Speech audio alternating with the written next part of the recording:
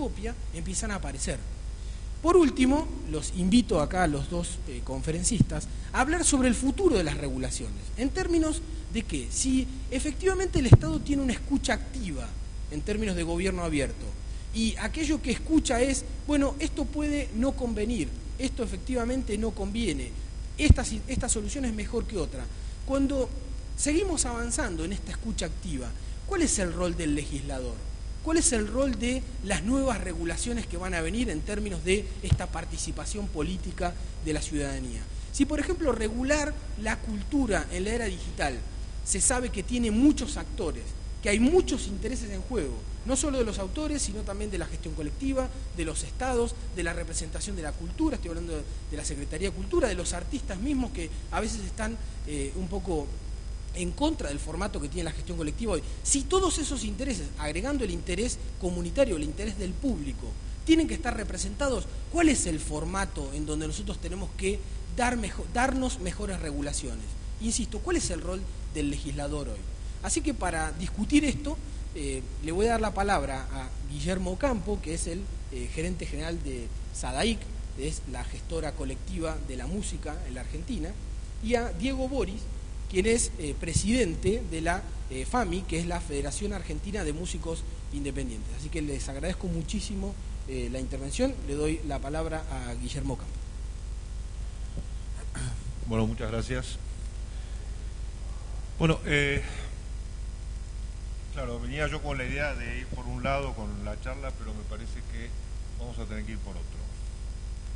En primer lugar, sin embargo, me parece que deberíamos primero ver qué es copia privada, qué es este famoso derecho, esta compensación equitativa por copia privada de la que se ha hablado tanto en la Argentina en los últimos tiempos. Para ello hay que tener en cuenta que el derecho de autor, es decir, las normas que protegen el derecho de autor y el derecho de los titulares de propiedad intelectual en general, tiene como uno de los principios que las alientan, que el autor o el titular de propiedad intelectual autoriza el uso de su propiedad intelectual solamente para lo que específicamente dice.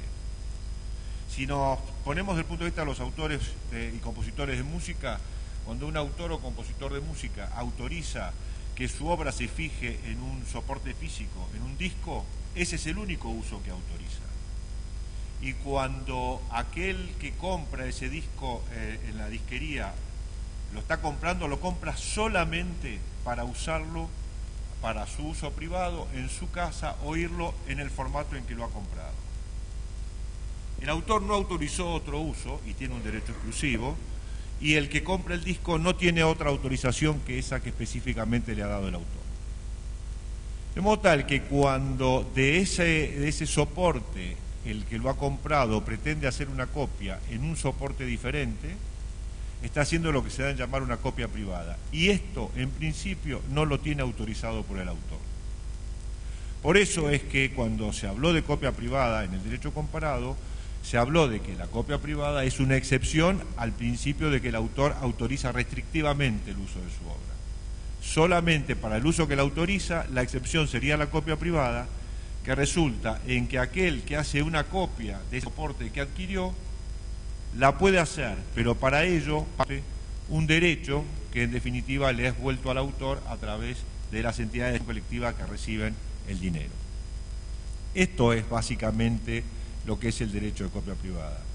¿Qué es lo que está atrás de este derecho? Lo que está atrás de este derecho es el reconocimiento de una realidad, que cada obra, primero la restricción en cuanto a la autorización del autor respecto a la autorización de la obra, y segundo, que la copia privada va a generar un perjuicio económico al autor, porque se va a utilizar su obra en una segunda utilización que no está autorizada, y eso le va a generar una pérdida económica que no parece razonable